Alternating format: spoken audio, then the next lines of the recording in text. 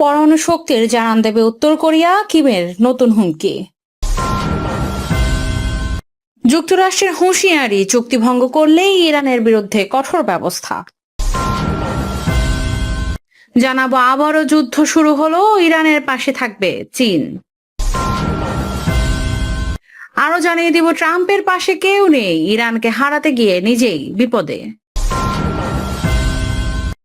এবং সর্বশেষ জানাবো আয়াতুল্লাহ খামিনিকে বিদায় জানাতে প্রস্তুত ইরান, ইরাকে লাখ লাখ মানুষের ঢল। পরমাণু শক্তির জানান দেবে উত্তর কোরিয়া, কিমের নতুন হুমকি। যুক্তরাষ্ট্র ও দক্ষিণ কোরিয়া মিলে উত্তর কোরিয়াকে চাপে ফেলতে যখন একের পর এক সামরিক মহড়া দিচ্ছে, তখন তাদের আধুনিকায়নের জবাব দিতে এবার সরাসরি পরমাণু হুঙ্কার ছাড়লেন কিম জং উন। উত্তর কোরিয়া সাফ জানিয়ে দিয়েছে, শত্রুপক্ষকে বাঘে আনতে নিজেদের পরমাণু শক্তিধর রাষ্ট্র হিসেবে প্রতিষ্ঠা করা এবং তা ব্যবহার করা ছাড়া পিয়ংইয়ং এর সামনে আর কোনো পথ খোলা নেই। শনিবার থেকে সোমবার টানা 3 দিন ধরে চলল উত্তর কোরিয়ার ক্ষমতাসীন ওয়ার্কার্স পার্টির কেন্দ্রীয় কমিটির হাই ভোল্টেজ বৈঠক। আর সেই বৈঠক থেকেই মার্কিন যুক্তরাষ্ট্র ও দক্ষিণ কোরিয়ার ঘুম উড়িয়ে দেওয়ার মতো বার্তা দিলেন পিয়ংইয়ং এর সুপ্রিম লিডার কিম জং উন।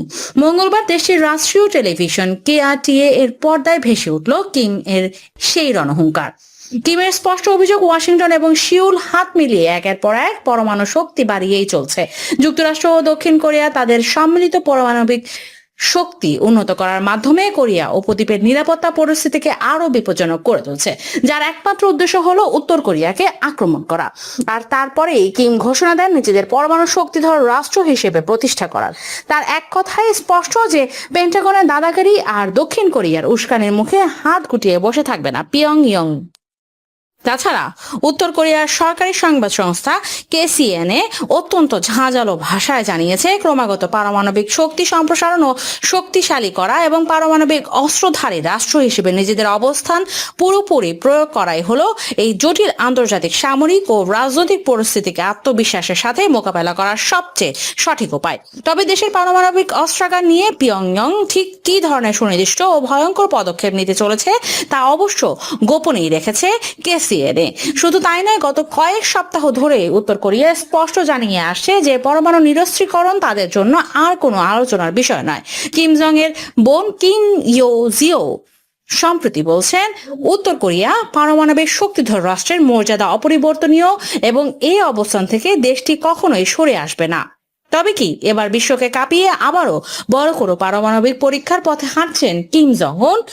ওয়াশিংটন ও সিউল এখন কিমের এই পরমাণু হুমকির কি জবাব দেয় এখন, সেটাই দেখার বিষয়। যুক্তরাষ্ট্রের হুঁশিয়ারি, চুক্তি ভঙ্গ করলে ইরানের বিরুদ্ধে কঠোর ব্যবস্থা। একের পর এক হুমকি দিয়েই যাচ্ছে যুক্তরাষ্ট্র, যদিও ইরানেও বসে নেই। গত 30 দিনে ইরানকে যুক্তরাষ্ট্র কতবার হুমকি দিলে বলতে পারবেন, সংখ্যাটার সঠিক হিসাব নয়তো বলা মুশকিল, তবে তা যে বহুবার তা নিশ্চিত। সেই নিয়মে আবারও ইরানকে হুমকি দিলেন যুক্তরাষ্ট্রের প্রেসিডেন্ট ডোনাল্ড ট্রাম্প। মার্কিন প্রেসিডেন্ট ডোনাল্ড ট্রাম্প হুঁশিয়ারি দিয়ে বলেছেন, ইরান যদি যুক্তরাষ্ট্রের সঙ্গে করা চুক্তি মেনে না চলে তাহলে প্রয়োজনীয় পদক্ষেপ নেবে।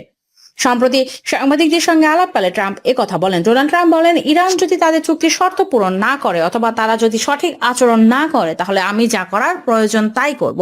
তবে যুক্তরাষ্ট্রের হুমকিতে এবারেই বিচলিত নয় ইরান। এমনই প্রতিক্রিয়া বারবার দিয়ে আসছে দেশটির শীর্ষ নেতৃত্ব। এমনকি ইরান তার সর্বোচ্চ সামরিক প্রস্তুতিতে রয়েছে এমন বার্তাও বহুবার দিয়েছে দেশটির শীর্ষ সামরিক নেতৃত্ব। তাই সত্যিই যদি যুক্তরাষ্ট্র আবারও কোনো আগ্রাসনের পথে হাঁটে তবে ইরান এবার জবাব দেবে আরো শক্তিশালী উপায়। এদিকে ট্রাম্প দাবি করেন, ইরানের জন্য অবমুক্ত করা অর্থ কেবল যুক্তরাষ্ট্র থেকে খাদ্য কেনার জন্য ব্যবহার করার কথা ছিল। তবে ইরানের আধা সরকারি তাসনিম সংবাদ সংস্থার বরাতে দেশটির কেন্দ্রীয় ব্যাংকের গভর্নর আব্দুল নাসের হেম্মাতি বলেছেন, বর্তমান সমঝোতা স্মারকের আওতায় যুক্তরাষ্ট্র থেকে কৃষি পণ্য বা কৃষি উপকরণ কেনার কোনো বাধ্যবাধকতা তেহরানের নেই। ট্রাম্প আরো বলেন, অবমুক্ত করার সব অর্থ শেষ পর্যন্ত খাদ্য কেনার মাধ্যমে ফিরে আসবে, যা তাদের খুব প্রয়োজন। তাদের 9 কোটি 10 লাখ মানুষ রয়েছে, কিন্তু তারা নিজেদের খাদ্যের চাহিদা চাহিদা পূরণ করতে পারে না। তাই আমরা যে অর্থ ছাড় দিচ্ছি তা শেষ পর্যন্ত আমাদের কৃষকদের কাছেই ফিরে আসবে। এদিকে ইরানের পার্লামেন্টের স্পিকার ও প্রধান আলোচক মোহাম্মদ বাগির গালিবাফ বলেছেন, হরমুজ প্রণালীর প্রশাসন ও নিয়ন্ত্রণ ইরানের হাতেই থাকবে। যুক্তরাষ্ট্র ও ইসরায়েলের সঙ্গে চলমান সংঘাতের অবসান নিয়ে অনুষ্ঠিত আলোচনার পর দেশে ফিরে তিনি এই মন্তব্য করেন। গালিবাফ আরো বলেন, হরমুজ প্রণালী আর কখনো যুদ্ধপূর্ব অবস্থায় ফিরবে না। আন্তর্জাতিক আইনের আওতায় এটি ইসলামী প্রজাতন্ত্র ইরানের তত্ত্বাবধানে পরিচালিত হবে। জানাবো আবারও যুদ্ধ শুরু হলো, ইরানের পাশে থাকবে চীন। মধ্যপ্রাচ্যের যুদ্ধের উত্তাপ পুরোপুরি না কমতে এবার ইরানকে নতুন করে শক্তিশালী বার্তা দিলেও দেশটির কৌশলগত বন্ধু রাষ্ট্র চীন তেহরানের সার্বভৌমত্ব, নিরাপত্তা ও জাতীয় মর্যাদা রক্ষায় পাশে থাকবে প্রতিশ্রুতি পুনর্ব্যক্ত করেছে বেইজিং। তবে কি যুক্তরাষ্ট্রের বিরুদ্ধে আবারও যুদ্ধ শুরু হলে ইরানের পাশে এসে দাঁড়াবে শি জিনপিং এর দেশটি। ভারতের রাজধানী নয় দিল্লিতে অনুষ্ঠিত ব্রিক্স বৈঠকের ফাঁকে ইরানের সর্বোচ্চ জাতীয় নিরাপত্তা পরিষদের উপসচিব গাদির নিজামের সঙ্গে বৈঠক করেন চীনের পররাষ্ট্রমন্ত্রী ওয়াং ই। বৈঠকে মধ্যপ্রাচ্যের সাম্প্রতিক পরিস্থিতি, ইরান যুক্তরাষ্ট্র সমঝোতা এবং আঞ্চলিক স্থিতিশীলতা নিয়ে আলোচনা হয়। চীনের পররাষ্ট্র মন্ত্রণালয়ের তথ্য অনুযায়ী ওয়াং ই বলেন, যুক্তরাষ্ট্র ও ইরানের মধ্যে হওয়া 14 দফার সমঝোতা চুক্তি সমঝোতার ভিত্তিতে গঠিত হয়েছে এবং এটি জাতিসংঘ সনদের লক্ষ্য ও আন্তর্জাতিক সম্পর্কের স্বীকৃত নীতির সঙ্গে সামঞ্জস্যপূর্ণ। তিনি আরো বলেন, এই চুক্তি বাস্তবায়নের সাম্প্রতিক যুদ্ধবিরতিকে আরো শক্তিশালী করবে, ইরান ও যুক্তরাষ্ট্রের মধ্যে সম্পর্ক উন্নয়নের নতুন সুযোগ সৃষ্টি করবে এবং মধ্যপ্রাচ্যে শান্তি ফিরিয়ে আনতেও ভূমিকা রাখবে। তবে সবচেয়ে গুরুত্বপূর্ণ বার্তাটি আসে ইরানের নিরাপত্তা প্রশ্নে। চীনের পররাষ্ট্রমন্ত্রী স্পষ্টভাবে বলেন, ইরানের সার্বিক কৌশলগত অংশীদারি হিসেবে চীন সবসময় ন্যায্য ও বস্তুনিষ্ঠ অবস্থান বজায় রেখেছে। একই সঙ্গে তিনি জোর দিয়ে বলেন, ইরানের সার্বভৌমত্ব, নিরাপত্তা এবং জাতীয় মর্যাদা রক্ষার প্রচেষ্টাকে সমর্থন করে বেইজিং। ওয়াং ই উপসাগরীয় দেশগুলো এবং আঞ্চলিক শক্তিশালী সঙ্গে সম্পর্ক উন্নয়নে ইরানের কূটনৈতিক উদ্যোগেরও প্রশংসা করেন। তার মতে সংলাপ ও সহযোগিতার মাধ্যমে আঞ্চলিক স্থিতিশীলতা নিশ্চিত করা সম্ভব। অন্যদিকে ইরানের পক্ষ থেকেও চীনের অবস্থানকে ইতিবাচকভাবে দেখা হয়েছে। ভারতে অবস্থিত ইরানি দূতাবাস জানিয়েছে, গাদির নিজামী মধ্যপ্রাচ্যের সাম্প্রতিক সংকটকালে চীনের রাজনৈতিক সমর্থনের জন্য বেইজিংকে ধন্যবাদ জানিয়েছেন। সব মিলিয়ে এই বৈঠক থেকে একটি বিষয় পরিষ্কার, মধ্যপ্রাচ্যে চলমান ভূ রাজনৈতিক সমীকরণে ইরানের পাশে দৃশ্যমানভাবেই অবস্থিত হয়েছে চীন। তার ভবিষ্যতে কোনো নতুন সংকট বা সংঘাত তৈরি হলে সেই সমর্থন তেহরানের জন্য আরো গুরুত্বপূর্ণ হয়ে উঠতে পারে। আরো জানিয়ে দেব, ট্রাম্পের পাশে কেউ নেই, ইরানকে হারাতে গিয়ে নিজেই বিপদে। ইরান যুদ্ধের জোর ধরে মার্কিন প্রেসিডেন্ট ডোনাল্ড ট্রাম্পের অপরাজেয় ভাবমূর্তি অনেকটাই ফিকে হয়ে গেছে। নিজের দেশে মারাত্মকভাবে জনপ্রিয়তা হারাচ্ছেন তিনি। ফলে ভবিষ্যতে সরকার চালাতে ট্রাম্পকে বড়সড় সমস্যার মুখে পড়তে হতে পারে বলে মনে করছেন বিশ্লেষকরা। 2025 সালের এপ্রিলে বিভিন্ন দেশের বিরুদ্ধে পারস্পরিক শুল্ক নীতি চালু করেন ট্রাম্প। বিশেষজ্ঞদের দাবি, মূলত ওই সময় থেকে তার জনপ্রিয়তার সূচক নিচের দিকে নামতে থাকে, কারণ এই সিদ্ধান্তের জোর ধরে আচমকায় বড় ধরনের লোকসানের মুখে পড়েন যুক্তরাষ্ট্রের বড় বড় ব্যবসায়ীরা।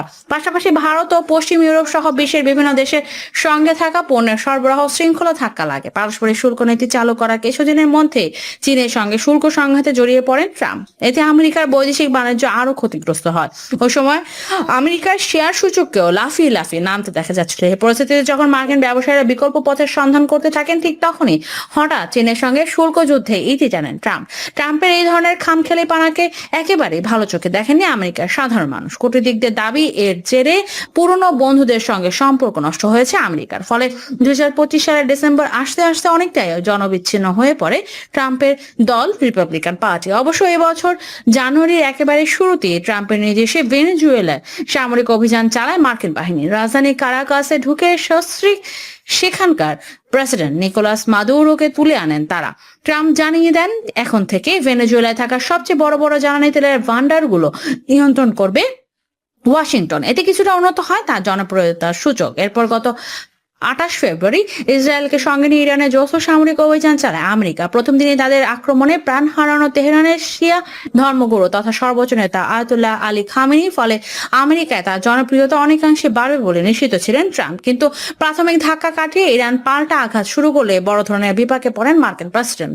যুদ্ধ শুরু করে মধ্যপ্রাচ্যের তেল বাণিজ্যের গুরুত্বপূর্ণ রুট হরমুজ প্রণালী রুদ্ধ করে দেয় তেহরান। ফলে আন্তর্জাতিক বাজারে বাড়তে থাকে জ্বালানির দাম। তেলের দাম বাড়াতে ধীরে ধীরে বাড়তে থাকে মুদ্রাস্ফীতির সূচক। সেই আঁচ থেকে বাঁচতে পারেনি আমেরিকা। অবশ্য বিষয়টিকে একেবারেই পাত্তা দেয়নি ট্রাম্প। উল্টো আমি মূল্য বৃদ্ধি ভালোবাসি বলে বিতর্কিত বিবৃতি নিয়ে বসেন তিনি। এতে আমেরিকার সাধারণ মানুষের ক্ষোভের আগুনে রীতিমতো ঘি ঢালেন তিনি। অন্যদিকে মার্কিন আগ্রাসন রুখতে মধ্যপ্রাচ্যে থাকা আমেরিকার সামরিক ঘাঁটিগুলোতে ক্ষেপণাস্ত্র ও ড্রোন হামলা চালায় তেহরান। তাদের আক্রমণে ধ্বংস হয় আমেরিকার 40-এরও বেশি যুদ্ধ বিমান, উড়ে যায় কয়েক কোটি ডলার মূল্যের রাডার। যুদ্ধের ক্ষয়ক্ষতির চিত্র সামনে আসতে আমেরিকায় ট্রাম্পের জনপ্রিয়তা আরো হ্রাস পায়।